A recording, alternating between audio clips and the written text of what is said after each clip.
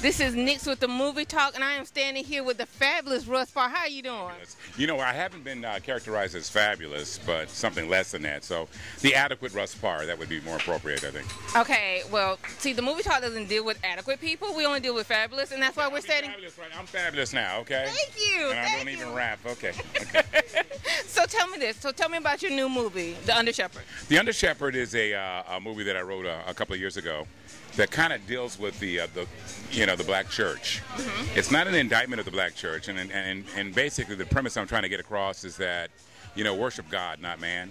Right. And how I get there, I think, has caused a little bit of controversy in some circles, but for the most part, it's a story that, really needs to be told, and at the same time, try to make it entertaining. Mm-hmm. I didn't want to do a movie where, all right, we're gonna talk about scripture and evaluate it and learn from it.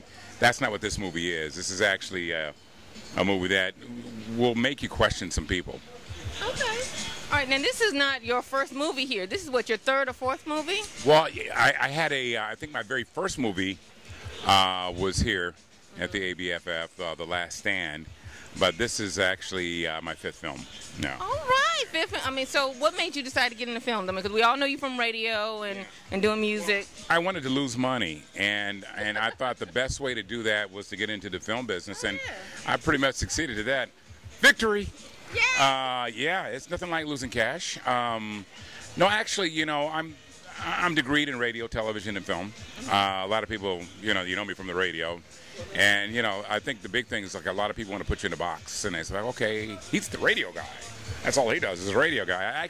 It kind of hurt me a little bit because when I was seeking out actors to perform in my films, they were like, oh, the radio guy? Yeah, he didn't know what he was doing. And, really, I mean, maybe there's some things I had to learn along the way. I've made some mistakes, and I'm still learning. I learn from everybody. I'm not one of those guys that's like, oh, okay, I'm a genius. I'm going to do it Russ Parr way. No, I'm learning as I go, and I pick up something every day from other people, other directors, other actors. You just can't shut yourself off to like, okay, I'm the end all to be all. That's just not me. Okay, because you work with some nice name people now. You work with some big people. So who do you want to work with next in your next film? I want to work with Tito Jackson. Tito Jackson is brilliant. I don't know if you've actually seen him play the bass with the Jackson 5 back in the day. Mm-hmm. There is a message there, man. This guy really exudes some energy that really vibrates, that resonates on the screen. But seriously, I'll go with you. Yeah, you went there. That's great. Yeah, ride with me, baby. Hold my hand. Let's go to the park. No, you know what? Yeah, I love Omari Hardwick. I think he's a brilliant young actor coming up. I like his intensity, like his passion. There's a number of actresses and actors I want to work with, and to single out one or two is kind of tough. I love. I was just watching the last fall with Lance Gross.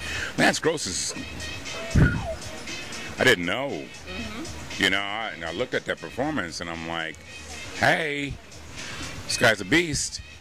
And, he's just kind of in the beginning stages, as far as, because he's a young man, he's gonna grow into something even bigger. But there's just so many people that I really want to work with, man, on, whether they're black or white. Mark Wahlberg, I know a lot of people, Mark Wahlberg, I like him. I just, there's a quality there that, fits some of the movies that I write, Mm-hmm. So those are a few people.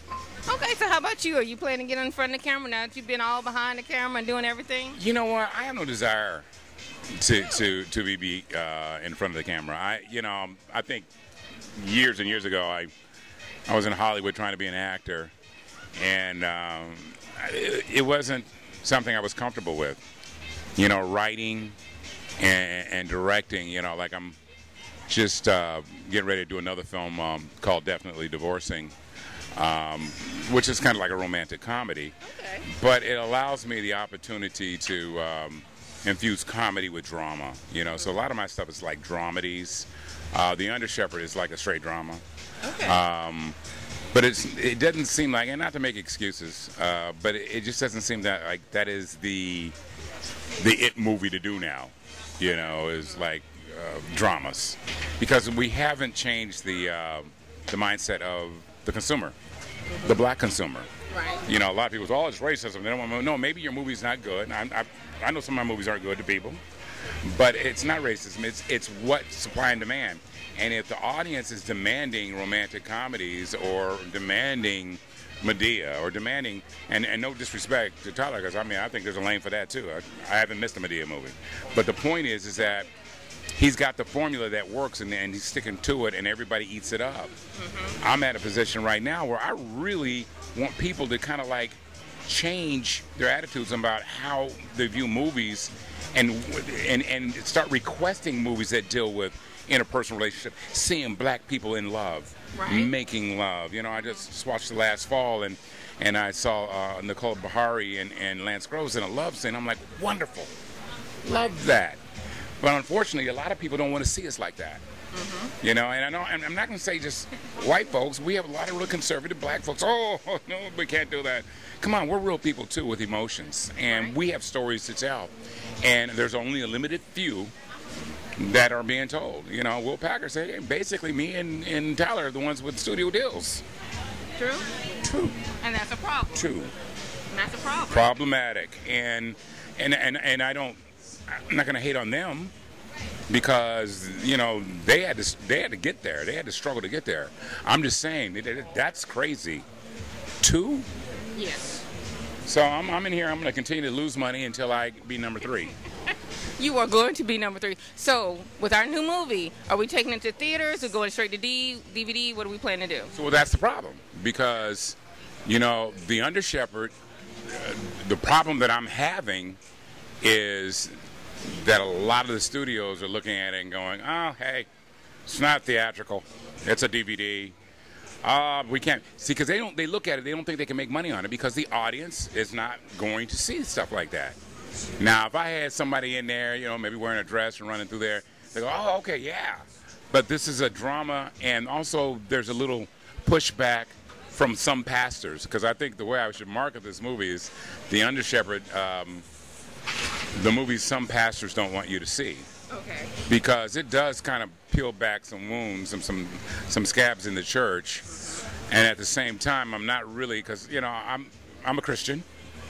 But I also have an issue with people that, you know, worship a man who has an agenda that is not part of, you know, uplifting them. So that's the reason why this movie is important to me.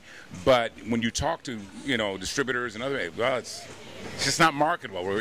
We can't make money. Bring us to Think Like a Man. Right. You know, because they're on that kick right now. And until we get, you know, really dramatic movies with us in them and they become successful, we change the dynamics of what people want to see. But right now, that ain't happening. I knew I was going to have a problem when I did The Under Shepard. I knew that, I mean, if I broke even, I was going to be happy. Probably going to lose some money, but I knew it was the story I wanted to tell, and I'm telling it. And that's the most important thing, is being able to tell it. All right. Well, thank you so much, Mr. Parr. Hey, this is Nix from the Movie Talk, and I'm standing here with the gorgeous Vanessa Calloway. Girl, why is it you always look fabulous? Why is it you have not aged since? Trust me, I have. Oh, my goodness. So, okay, we just saw your movie Last Fall. Last fall. Last Fall. So, I mean, what was it like being in the movie? Well, you know, it was great being in the movie. Anytime you get to do what you love and your dream is wonderful, and I feel so blessed and fortunate because I was in the Last Fall that just finished, and now I'm in the Under Shepard that's getting ready to begin. So this is a blessing. It's like I have 2 really great movies that I'm proud to be a part of.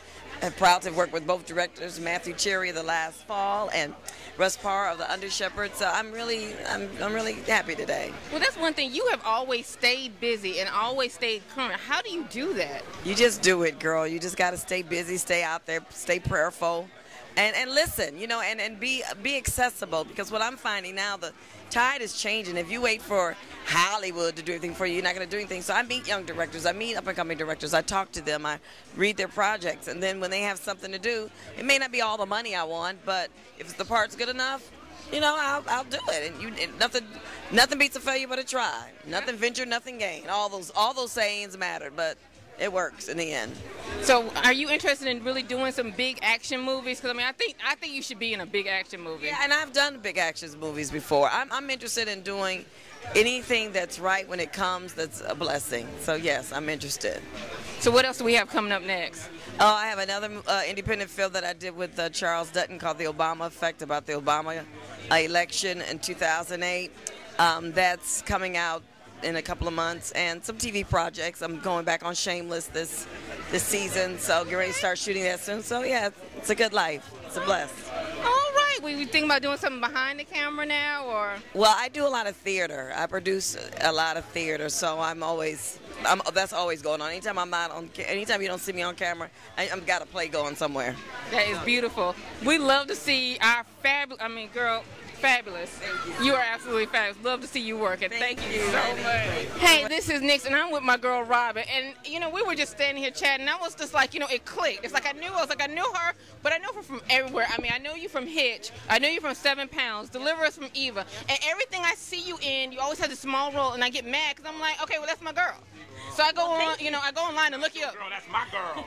See, what are you talking about? See, Russ, I need you to be staying up all of our conversation. Don't be hating. Anywho, so what else are you up to, darling? I've been busy. I've got the Under Shepard.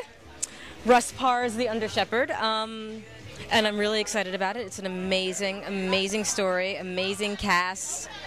The direction's amazing. Everything about this film, it's just different. It's like vital and alive and controversial, and it's the kind of film that you see and you can't walk away and be like, yeah. It's like you're going to feel strongly one way or another. You're going to come out with an opinion, and it's going to be a definite, you're going to have a visceral response to it, and it was just a pleasure to work on this project. So tell me about your character in the movie. So I play the wife of Lamont Rucker. Lamont and Isaiah Washington play guys who are, they're kind of like brothers who come up together in the church, two pastors, and they go their separate ways. And Lamont and I decide to start our own church, and Isaiah stays at our main church and kind of usurps the power of the main pastor there. And it's how our lives take these divergent tasks, and we become a little bit more humble from our experience. The complete opposite, of what happens to Isaiah's character, who just kind of, you have to see the movie. But it's interesting because I get to play this like strong, supportive wife, and I rarely get to do that kind of like just a strong role. And Melinda is the other wife, and she's got all these other issues that she's kind of working out. But I love it. I love this project. I love my part. I love my husband in the movie. I love like my co-stars. I mean, it was just a really wonderful, wonderful, wonderful project to be a part of. Now, I mean, you are an actress that does stay busy in Hollywood. How do you stay busy? When you're not doing big studio projects or television shows. Oh, that's the other thing. Sorry, I just did Being Mary Jane. I'm doing BET pilot Being Mary Jane. And I know Mara Brock and Salima Keel are here. When you're not doing that, you create. I write. I've just written my first novel. Thank you. I can't talk about it until it's actually sold yet, so I'm not going to put any name out there in case anything changes. I do that, and then I get involved and I produce. Like I've done a couple of independents that I'm a producer on. Like This Is Not a Test I did with Hill Harper and Tom Arnold a few years back. I just wrapped something called Miss Dial, which will be coming out later this year. And I'm the lead along with Sam Jager from Parenthood, and it also stars Gabrielle Union, also Hill Harper, Dulé Hill. Like we just kind of got all of our friends to come in and make cameos, and yeah, you just keep busy. And I'm a mom. I have 2 little kids, so that Stop it. That definitely keeps me busy. How old are the children? Almost 7 and almost 3.5. Wow. Yeah. Yeah, you are busy. I am busy. I'm very busy. We are so proud of you. Well, thank you very much. Thank you. Just grown up. I have. I just figured out the other day that the last time I was here at ABFF was for Have Plenty, which was the very first film I ever did. It was actually the very first ABFF. It was in Acapulco then, and it was the opening film of that ABFF. So it kind of feels like it's come full circle, and that was 15 years ago. Wow. I just can't even believe it. Yeah, it was 97. It was a while ago. Yeah, it was a while ago, and look at you. And I'm still here, trying to make a buck. Doing big things. All right. Well, thank you so much, Robin. Thank you very much, Nick. Thank you.